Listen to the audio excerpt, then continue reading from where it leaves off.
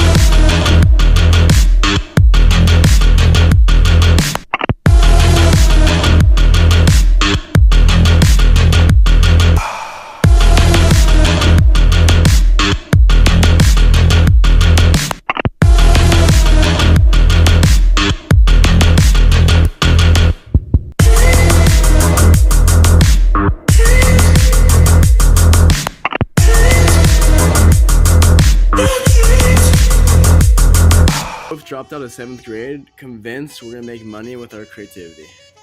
I decided to leave home around 15 and make my entire sole purpose videography and photography. I didn't come from money, so I would hustle and do anything and everything to get by. I would take that money and invest it in traveling and other weird ideas I had. If you experienced it, you know that depression and art, it goes hand in hand, and that's the shit that saved me.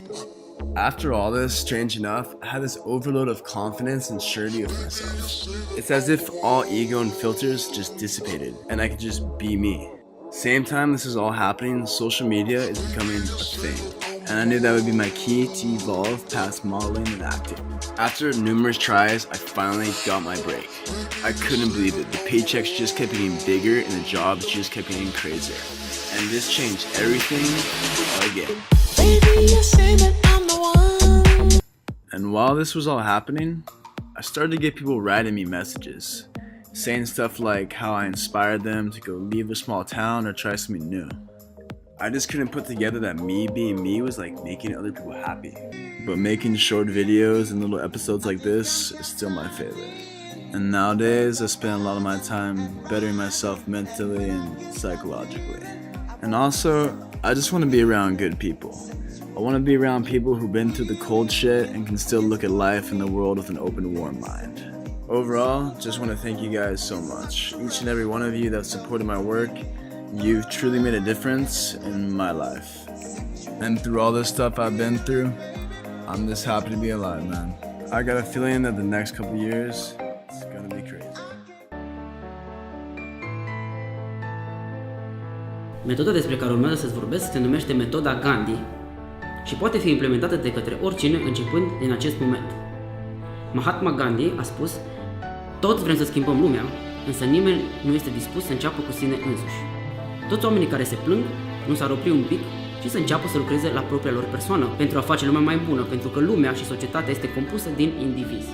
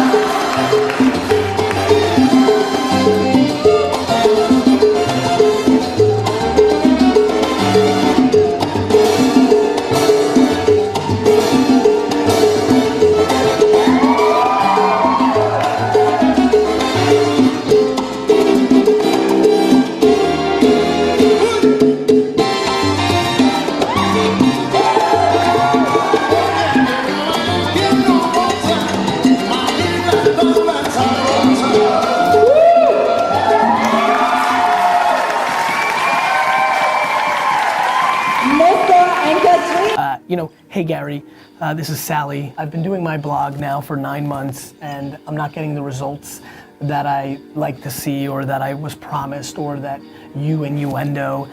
Should I give up? Like, you know, is my content not good enough? Is my voice not good enough?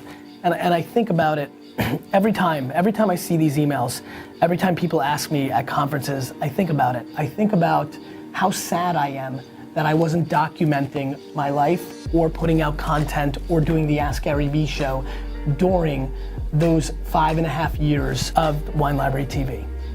Especially those 18 months when nobody was watching. You know, the story that's never told is the story that I was building Wine Library to a huge company long before Wine Library TV, and that the first month that I did Wine Library TV was the first time that Wine Library had not grown 30% over the prior year's revenue. So not only did I have the patience to let it play itself out and win, it was a scenario where I was actually losing money by being patient.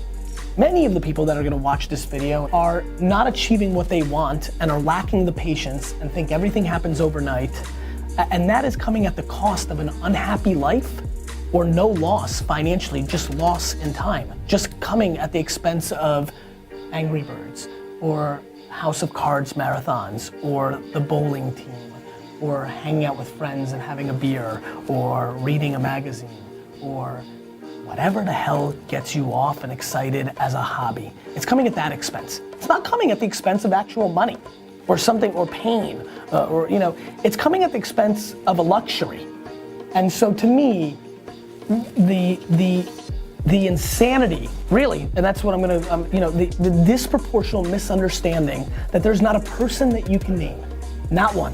There is 0 people that you can name that had it happen overnight. Even the 9-year-old Stevie Wonder and 6-year-old Michael Jackson, there were years of work put in prior by their parents, by their uncles, even with the greatest talents, even with LeBron. He seemed like so young when he hit the scene. Guess what? He wasn't. He'd already been playing basketball for 15 goddamn years. Even though you all say to me like, wow, you did it. I didn't do it. I did it when I was 14 years old and 15 years old. And while my friends went to the Jersey Shore and hooked up with girls, while my friends went fishing, while my friends hung out and threw around the football and lived the leisure life every weekend, every single weekend. Let me just say it one more time. Every weekend, every day, from the day I got out of school to the day I went back into school, every vacation day, all of them, not a good amount of them, every day from 7 a.m. to back then 8 p.m. every day, I was learning the wine business. I was honing my craft to be a good salesman. I was figuring out how to be an operator. I watched how my dad interacted with his employees, what I liked about it, what I didn't. I watched my cousin Bobby interact with the employees. I took what I liked from it, what I didn't. I was 30 years old before any of you ever saw me. Go show me the videos on YouTube right now that have me under 30. They don't exist. I was putting in the work for half my life, from 15 to 30, where I built an actual business. I put in actual work. And so if you want to tell me that every goddamn moment of my life between 15 and 30 is an overnight success, then knock yourself out. But that is complete bullshit, and every one of you know it. And so when you email me that you've started this thing, that you have the audacity to want it to be the rest of your life, the audacity, really the entitlement, that you think that you should be able to do something that you love so much for the rest of your life, that makes you enough money to be able to do it for the rest of your life, that you're giving up after 4 months, that you're giving up after 2 years. As a matter of fact, every single person watching this video should be trying for that moment for the rest of their life, period. My friends, it is a gift. It is a gift to wake up in the morning and be able to do what you want for the rest of your life. The way you do that is by becoming a quote unquote overnight success. Nothing in life is free. Nothing happens overnight. It all takes tons and tons of work and tons of talent and tons of serendipity. But my friends, luck, serendipity, there's a forced culture within that. You know, you don't just sit in your room hoping and then something lucky happens. Nobody just knocks on your house's door and says, congratulations, you've been awarded this. Luck comes from being in the right spot. I've been really lucky because I fucking bleed out of my eyes every day of my life and work my face off. You get really lucky when you have that 11:30 p.m. meeting where the lucky thing happened. Pretty cool, since all you were fucking sleeping. I was pretty lucky, weird, that I scheduled that meeting because I did a ton of things for 30 years that allowed me to even have that meeting in the first place, that gave me the leverage to have that lucky thing to happen. Show me the overnight success, because I'll show you justifying in your brain something that is just not true. Period.